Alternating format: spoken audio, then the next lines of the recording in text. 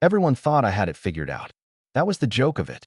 My parents bragged about me like I was a Arv Krodkris, some Krodkra come to life. Good grades. Good job.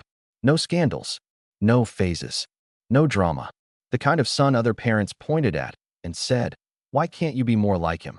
I played the role so well that sometimes I forgot it was a role at all. I was the easy child, the dependable one, the one who showed up on holidays with the right bottle of wine and left before anyone asked uncomfortable questions. I dated women just long enough to look normal, just long enough to avoid suspicion. Nothing serious. Always an excuse. Work's crazy right now. I'm not in the right headspace. People nodded. They always did. What they didn't see was how carefully everything was managed. Every gesture, every sentence, every laugh calibrated to land exactly where it was supposed to. I had built a life that looked solid from the outside, but inside it felt like a museum after hours quiet, hollow, and never really meant to be lived in. I told myself that was fine. Safer, even. Then I met him. It wasn't dramatic. No sparks, no lightning strike. Just a moment that slipped under my skin before I realized what was happening. His name was Daniel. We worked in the same building, different departments. I'd seen him around for months without really seeing him, just another face in the elevator, another body moving through the same routines. One Tuesday evening, the office emptied out faster than usual, and we ended up alone in the break room at the same time, both hovering awkwardly near the coffee machine like we were waiting for permission to exist. "Long day?" he asked. It was a stupid question, a harmless one. I gave my usual answer. "Yeah, you." He smiled, a small one, like he wasn't trying to impress anyone. Always. Something about that caught me off guard. Most people tried harder than that. Tried to be charming. Tried to be interesting. Daniel just existed, comfortable in his own skin in a way I'd never been. We stood there in silence longer than was socially acceptable. Normally I would have filled it, made a joke, escaped. Instead, I stayed. "You don't ever go home on time," he said casually, pouring himself coffee. "I see your light on all the time." My chest tightened for no logical reason. "Yeah, habit, I guess." He looked at me then. Not just a glance. A real look.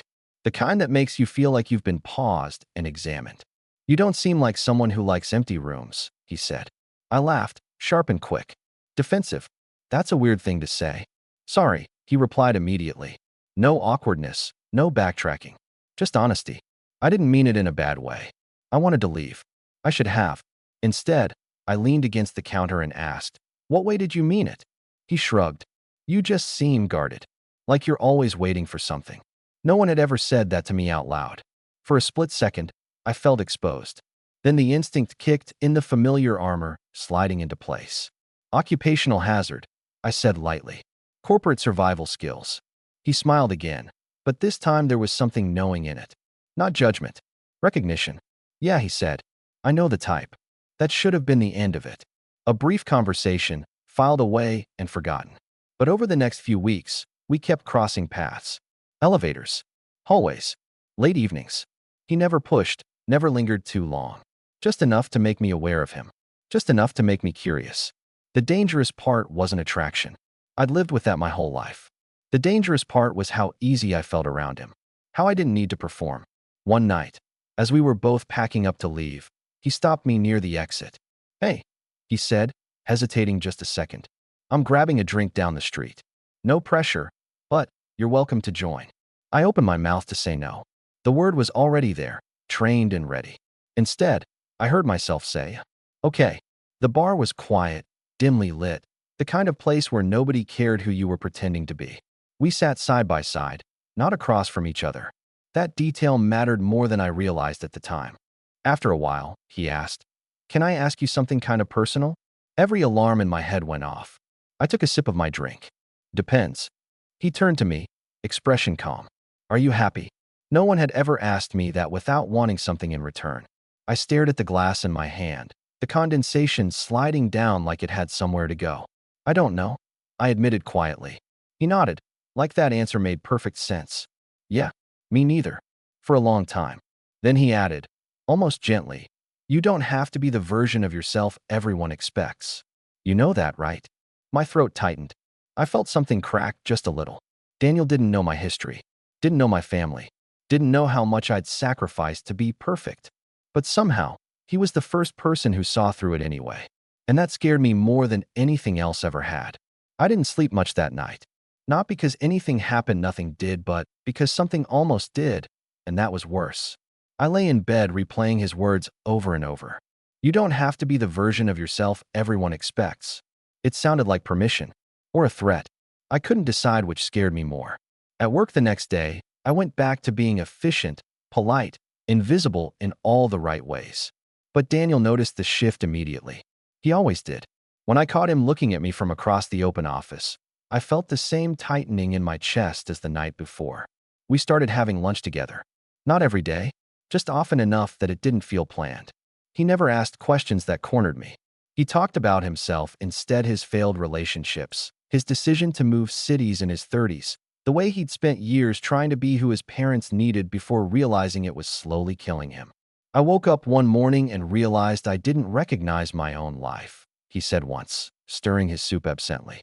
That was the moment I knew something had to change. I nodded like I understood. The truth was, I'd never allowed myself that moment. I'd been too busy surviving expectations to question them. One evening, we walked out of the building together, the sky already dark. It was cold, the kind that makes you pull your coat tighter without thinking. You're tense, Daniel said. I forced a smile. Am I? Yeah, he replied. You get this look like you're bracing for impact. I stopped walking. He stopped too, turning fully toward me. The streetlight above us flickered, washing his face in soft yellow. You don't have to tell me anything, he added quickly. I just want you to know. I see you trying really hard. The words hit harder than any confrontation ever had. My instinct was to deflect, joke, escape. Instead, my voice came out quieter than I expected. I've been the same person for so long, I said. I don't even know who I'd be if I stopped. Daniel didn't rush to answer. He just watched me, patient. Then maybe, he said finally, you don't stop all at once. Maybe you just let one person see the parts you've been hiding. My pulse thudded in my ears. I knew what he was offering, not pressure, not a demand, just space. That night, I invited him over. Nothing dramatic. Just a drink. Just conversation. That's what I told myself as I unlocked my apartment door, heart racing like I was about to do something irreversible. My place was clean in a careful, impersonal way. No traces of anyone else. No clues. Daniel noticed, of course. You don't leave much behind, he said, glancing around. I was always taught not to, I replied. We sat on opposite ends of the couch at first, the space between us louder than any words. The conversation drifted, slowed. The air felt heavy, not with lust, but with something more dangerous, honesty. Can I ask you something? I said. He smiled softly. Fair's fair. What do you see when you look at me? Daniel didn't answer right away. When he did, his voice was low, steady. Someone who learned early that love came with conditions. Someone who became perfect so he wouldn't be rejected. And someone who's exhausted from carrying that alone. My breath caught. I looked away, blinking hard. I don't want to be perfect anymore, I admitted. Saying it out loud felt like stepping off a ledge. Daniel shifted closer, not touching yet. You don't have to be, he said. Not with me. That was the moment everything changed. When he finally reached for my hand, it wasn't urgent. It was careful, like he was asking permission without words. My fingers trembled as they curled around his. I expected fear to swallow me whole. Instead, I felt relief. For the first time in my life, I wasn't performing. I wasn't managing anyone's expectations. I was just a man, sitting on a couch, holding another man's hand, being seen exactly as I was. And I knew, deep down, that there was no going back. Not after this. Not after him. I thought holding his hand would be the hard part. It wasn't. The hard part came later, after Daniel left that night with a quiet smile and a promise that didn't need to be spoken. I stood alone in my apartment, fingers still buzzing like I'd brushed against something live, and realized I'd crossed a line I couldn't uncross. I didn't regret it. That was the terrifying part. For days afterward, I felt off balance, like my carefully constructed life had shifted half an inch to the left. Nothing looked different, but nothing fit the same way anymore. At work, I caught myself smiling for no reason. At home, the silence felt louder. I kept checking my phone, then hating myself for it. Daniel didn't rush me. He never did. He texted once the next morning. Hope today's kind to you. That was it. No pressure. No expectations. Just presence. We kept seeing each other, slowly, deliberately. Walks after work. Coffee on weekends.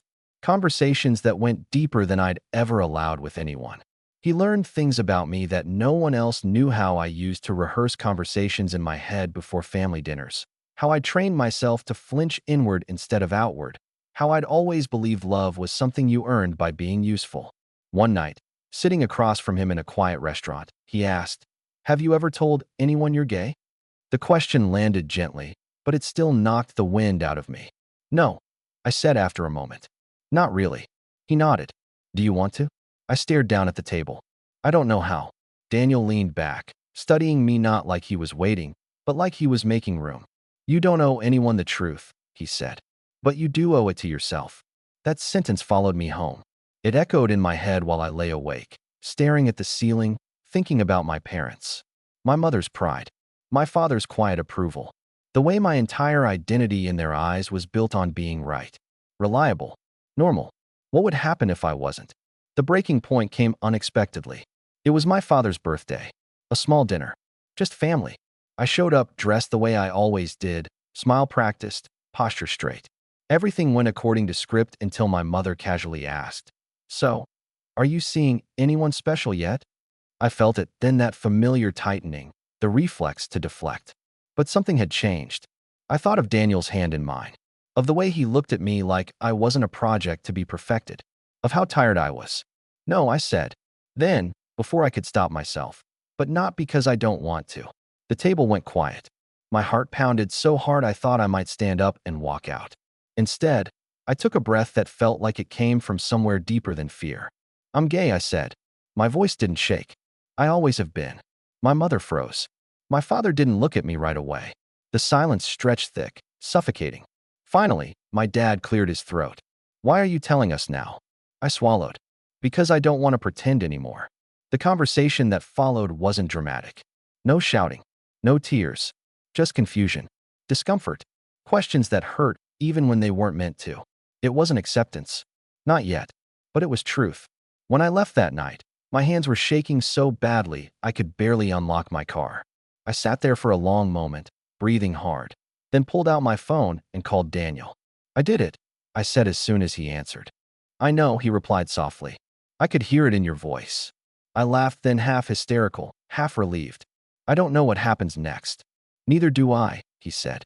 "But you won't do it alone." When I got to his place later, I didn't say anything. I just walked into his arms and let myself be held. For once, I didn't feel like I had to earn it. For once, I was just enough. And as I stood there, breathing him in, I realized something quietly profound. The man who saw me first wasn't the one who changed me. He was the one who reminded me I was already real. Coming out didn't feel like freedom right away. It felt like standing in the middle of a room after the lights had been turned on, every corner exposed, every flaw suddenly visible. I went back to work the next week with a strange mix of relief and dread sitting in my chest. Nothing about my job had changed, but I had, and that made everything feel unfamiliar. Daniel noticed before I said anything. "You're lighter," he said one morning as we walked to get coffee. "Still scared, but lighter." I smiled weakly. "Is that what progress looks like?" "Usually," he replied. "Messy, uncomfortable, and not very Instagram-friendly." I laughed, genuinely this time. We didn't rush into anything physical. That surprised me. Every story I'd told myself about what it would mean to finally be with a man had been loud and urgent and full of pent-up desire. What we had was quieter, slower, more dangerous in its own way. He'd cook for me sometimes, music playing low in the background, moving around his kitchen like he belonged there, which he did. I'd sit on the counter, watching him, noticing the small things, the way he hummed without realizing it, the way he checked in with a glance before touching me, as if making sure I was still okay. One night, after dinner, we ended up on his couch, legs tangled, the TV forgotten. His hand rested on my thigh, warm and steady. "You can tell me to stop at any point," he said softly. "About anything." I nodded. My throat felt tight. "I know." When he kissed me, it wasn't rushed. It wasn't hungry. It was careful, exploratory, like he was learning me rather than claiming me. I felt something inside me loosen, a knot I didn't realize I'd been carrying for decades. I pulled back slightly, forehead resting against his. "I've never done this before." "I know," he said, no surprise in his voice. We'll go at your pace. That was the moment it hit me how different this was from every imagined scenario I'd feared.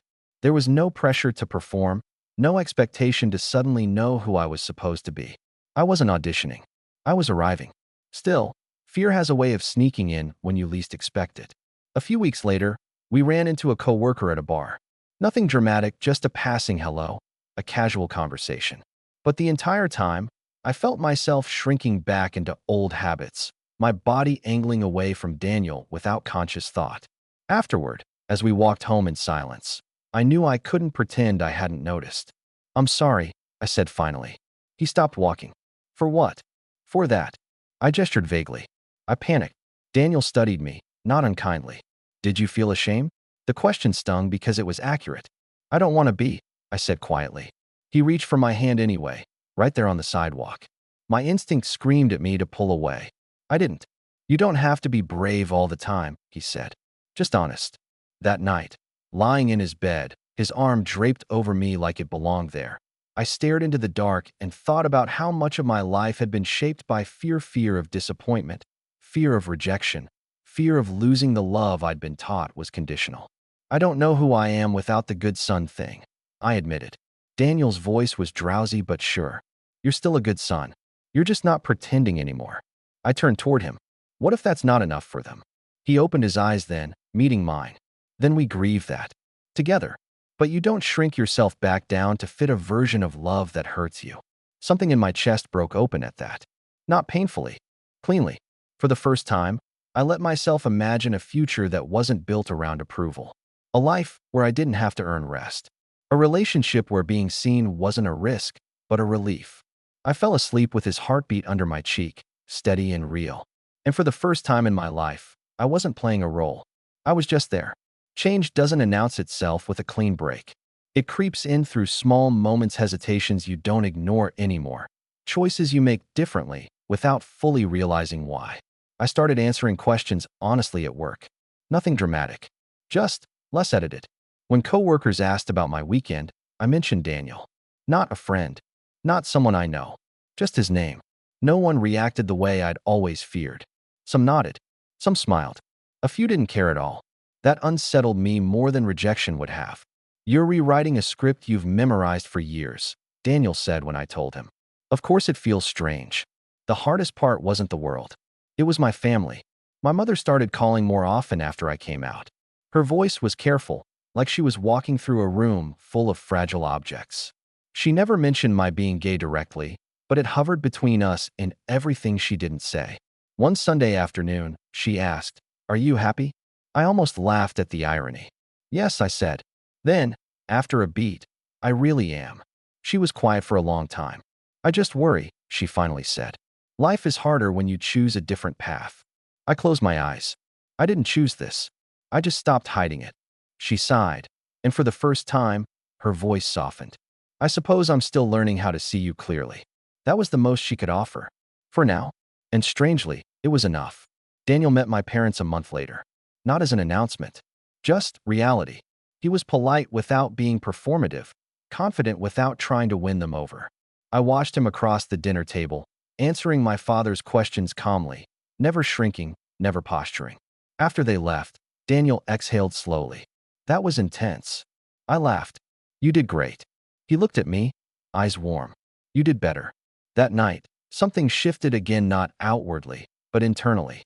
I realized I wasn't measuring myself through their reactions anymore.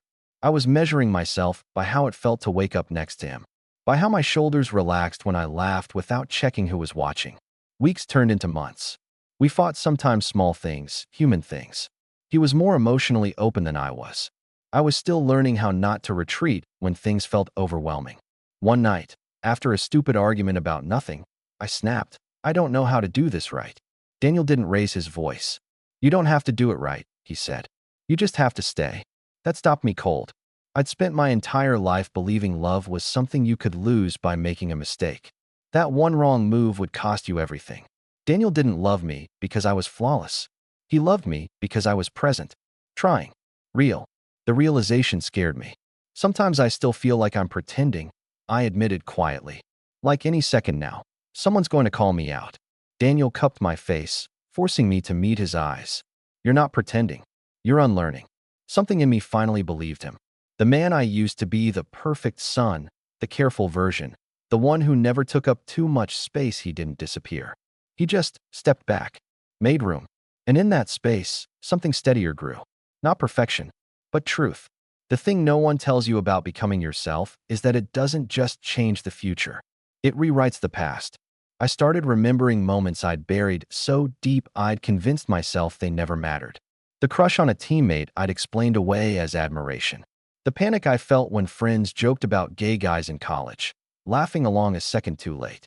The nights I'd lain awake bargaining with a version of God I didn't even believe in, promising to be good if this part of me would just quiet down. With Daniel, those memories surfaced without shame. Just context. One evening, we were lying on his bed, windows open, city noise drifting in. He was tracing slow circles on my arm, absent-minded, grounding. I think I've always known, I said suddenly. He looked up. Known what? That I wasn't straight. I just didn't think knowing mattered if I never acted on it. Daniel's expression softened. That's a heavy way to live. I thought it was responsible, I replied. Like I was sparing everyone inconvenience. He frowned slightly. Including yourself? That question lingered. The real test came a few weeks later, when my father asked me to go for a walk. Just the two of us. No agenda stated. That alone made my stomach twist. We walked through the old neighborhood where I grew up, the streets smaller than I remembered. He kept his hands in his jacket pockets, quiet longer than usual. I wasn't surprised, he said finally. When you told us. I stopped walking. You weren't. He shook his head. I just thought. If you were like me, you'd never say it out loud. I didn't know what to do with that. I didn't raise you to be dishonest, he continued. But I think I raised you to be careful. Too careful. The admission stunned me. I see how tired you were, he said, voice low. I thought that was ambition. Turns out, it was fear. I swallowed. I didn't want to disappoint you. He looked at me then, really looked. You didn't. You scared me. That's different. We stood there in silence, something unspoken finally loosening between us. I don't understand everything, he added, but I don't want to lose you over it. For the first time, I believed him. That night, when I told Daniel, he didn't celebrate. He didn't frame it as a victory. He just listened, then pulled me into his chest. You're doing the hard parts, he murmured. I'm proud of you. The words hit deeper than praise ever had before. Later, much later, we made love for the first time. Not rushed. Not performative. Not like a milestone to be checked off. It felt like trust embodied. Like letting someone touch not just my body, but all the places I'd armored for years. Afterward, tangled together, I rested my head on his shoulder and laughed softly. What? He asked. I spent my whole life afraid of being seen, I said. Turns out, this is what I was running from. Daniel kissed my temple. You're not running anymore. And he was right. The perfect son didn't disappear in a single dramatic moment. He just stopped being the only version of me that existed. I used to think becoming yourself was a finish line. Like one day you wake up, everything clicks, and the work is over. What I've learned instead is that it's more like learning a new language. At first, you translate everything in your head. You hesitate. You second guess. And then, slowly, without noticing when it happens, you start thinking in it. Living with Daniel felt like that. We didn't officially move in together right away. It just happened. A toothbrush that stayed. A drawer that became mine. Mornings where I woke up before him and watched the rise and fall of his chest, still amazed that this was real and not something I had to apologize for. There were still moments when the old reflexes flared up. When someone asked, "So what does your partner do?" And I felt that split second of panic before answering. When my mother introduced Daniel as my friend and then corrected herself, cheeks flushed. Each time, I felt the echo of who I used to be. But the echo got quieter. One night, months later, we were sitting on the balcony, city lights stretching out below us. Daniel had his arm around me, my head resting against his shoulder. You know, he said casually, you don't flinch anymore. I looked up. At what? At being happy, he replied. The simplicity of it made my chest ache. I thought about the boy I'd been, the man I pretended to be, the son who learned early that love came with expectations and learned to meet them flawlessly. I didn't hate that version of me anymore. I understood him. He did the best he could with what he had. But he wasn't the one steering anymore. My parents came around slowly. Not perfectly. But genuinely, my father started asking about Daniel's work. My mother asked how we were doing, like she was trying the word on for size. It wasn't a grand gesture. It was something better, consistent effort. One evening, after dinner at their place, my mom hugged me a little tighter than usual and whispered, "You seem settled." I smiled. "I am." Later, driving home, Daniel reached over and laced his fingers through mine. "You okay?" he asked. "Yeah," I said, realizing it was true. More than okay. The truth was, being seen hadn't ruined my life. It hadn't taken love away. It had changed it, made it deeper, more honest, less conditional. I wasn't the perfect son anymore. I was a real one. And for the first time, that felt like enough. I didn't notice the moment it fully settled in. That's the funny thing.